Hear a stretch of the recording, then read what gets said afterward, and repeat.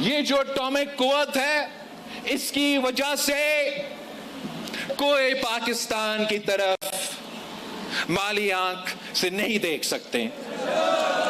और ये atom bomb का तोहफा कायदे अवाम शहीद जुल्फिकार अली भुट्टो ने हमें दिया।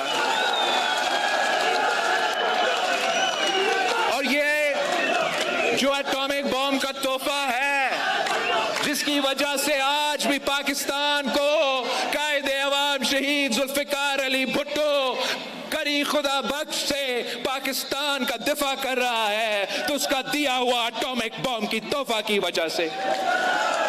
एटॉमिक बम की बात, पाकिस्तान का जो मिसाइल प्रोग्राम है, एटॉमिक बम तो शहीद जुल्फिकार अली भुट्टो ने हमें दे दिया, मगर उस हथियार को, उस एटॉमिक बम को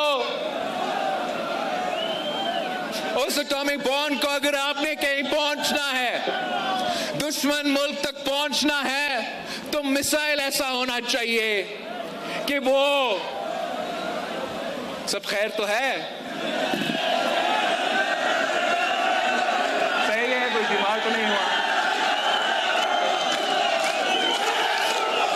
तो उस एटॉमिक बम के बाद अगर एटम बम कहीं बेचना है, अगर एटम बम को इस्तेमाल करना है, तो बम के बाद मिसाइल टेक्नोलॉजी जरूरी है। आज पाकिस्तान का दिफा, एक आपका एटम बम तो दूसरा अपना मिसाइल प्रोग्राम। एक एटम बम कायदे अवाम शहीद जुल्फिकार अली भुट्टो ने हमें दिया, तो मिसाइल टेक्नोलॉजी शहीद मोहतरमा बेनजीर भुट्टो ने दिलवाई थी।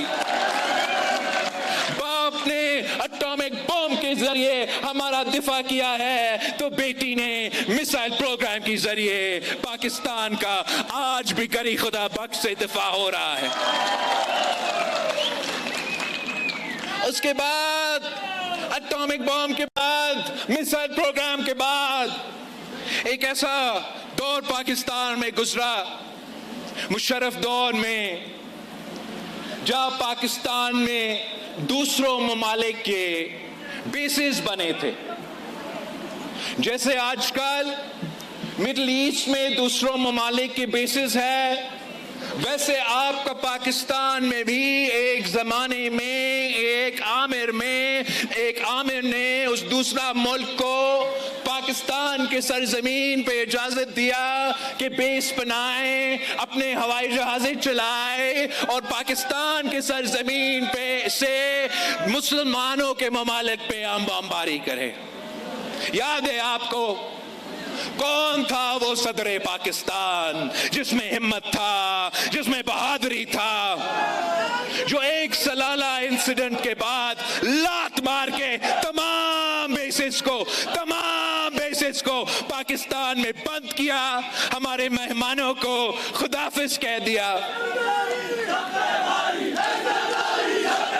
तो हाल ही में जब में ये जंग चल रहा था और मुख्तलिफ ममालिक पे बम धमाके हो रहे थे, तो मैंने समझा कि आज के बाद मैं अपना तकरीर में इजाफा करूंगा। मैं कायदे अवाम का एटॉमिक बम का जिक्र करूंगा, शहीद मोहतरमा बेनजीर भुट्टो का दी हुई मिसाइल टेक्नोलॉजी का जिक्र करूंगा, मगर साथ साथ सलाम पेश करूंगा उस सदर पाकिस्तान को, उस आसिफ अली जरदारी को, जिसने ये बेसिस बंद किए और पाकिस्तान को एक बहुत बड़ी नुकसान से बचा रखा।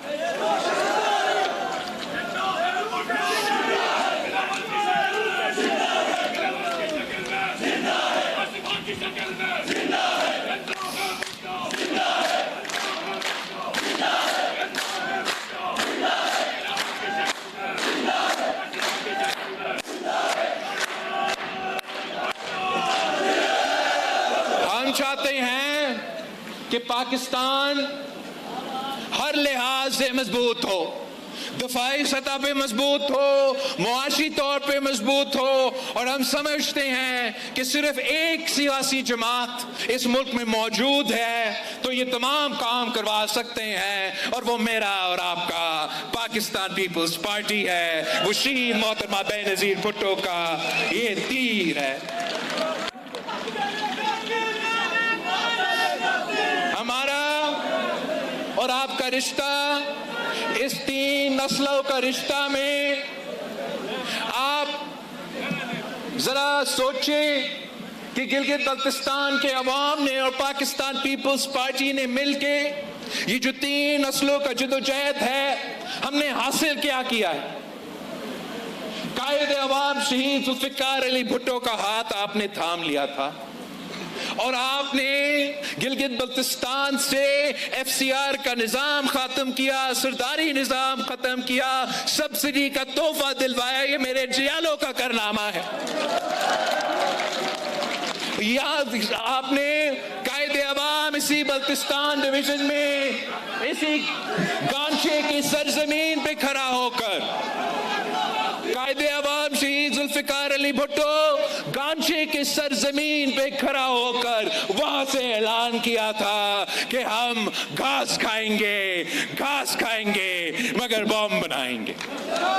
ये 3 नस्लों का जिद्दोजहद, ये पीपल्स पार्टी और बल्तिस्तान के अवाम का जिद्दोजहद है।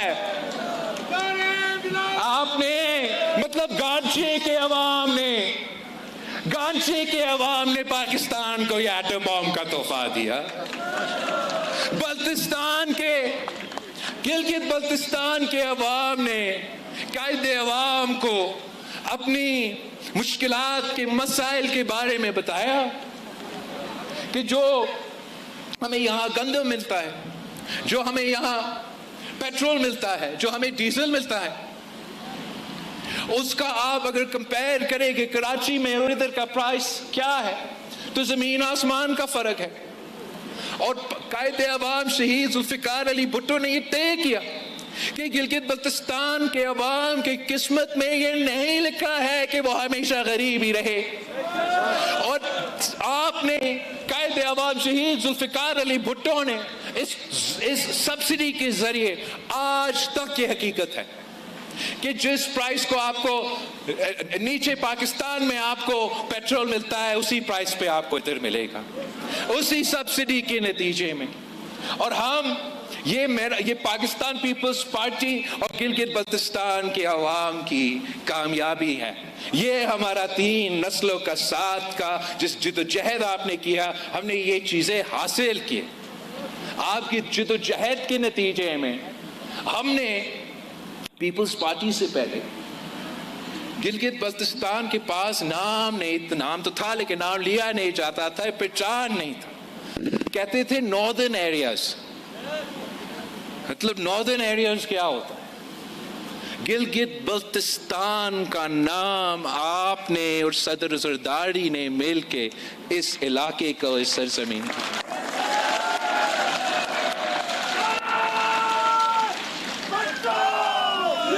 तो हमारा 3 नस्लों की संग। अब मेरे और आपने मिलकर जिद्दोजहद करना है, मैंने और आपके जिद्दोजहद करना है। गिलगित बल्तिस्तान के नया नस्ल के साथ मैंने जिद्दोजहद करना है। और जो कायदे अवाम का नामुकम्मल मिशन है, जो शहीद मोहतरमा बेनजीर भुट्टो के गिलगित बल्तिस्तान के अवाम के लिए नामुकम्मल मिशन है, मैंने और आके मिलके उनको मुकम्मल करना है। और मैं अपने गिलगित बल्तिस्तान के जियालों के लिए, जहाँ कायदे अवाम ने हमें रोटी कपड़ा और मकान का नारा दिया, सही मानों में अगर हमने उस रोटी कपड़ा और मकान का जो दावा है, जो नारा है, जो मंशूर है गिलगित बल्तिस्तान में, उस पर अमल दरामद करना है तो हमें 3 असूलों पे काम करना पड़ेगा कि गिलगित बल्तिस्तान के अवाम को हमें हक हकमियत दिलवाना पड़ेगा, हक मलकियत दिलवाने पड़ेगा, और जो नौजवान हैं उनके हक रोजगार दिलवाना। तो ये मेरा और आपका पीपल्स पार्टी का नया नस्ल का जिद्दोजहद आपको आपके हक में दिलवाने का होगा। और हम समझते हैं कि वो तब होगा जब हम गिलगित बल्तिस्तान को तमाम 18वीं तरमीम के जो प्रोटेक्शंस है, जो सहूलतें हैं, जो ताकत है, जो आपको अपने वसाइल के मालिक बनाएगा, आपके अपने किस्मत का मालिक बनाएगा, वो तब होगा जो 18वीं तरमीम के इख्तियार सूबा सिंध के पास है, सूबा पंजाब के पास है, सूबा बलोचिस्तान के पास है, सूबा पख्तूनख्वा के पास है। जब वो सूबा गिलगित बल्तिस्तान के पास वो इख्तियार होगा, वो ताकत होगा, वो आईनी तहफ़्फ़ुज़ होगा, तो फिर हमारा नया नस्ल समझेंगे कि हम कामयाब हुए हैं। जहां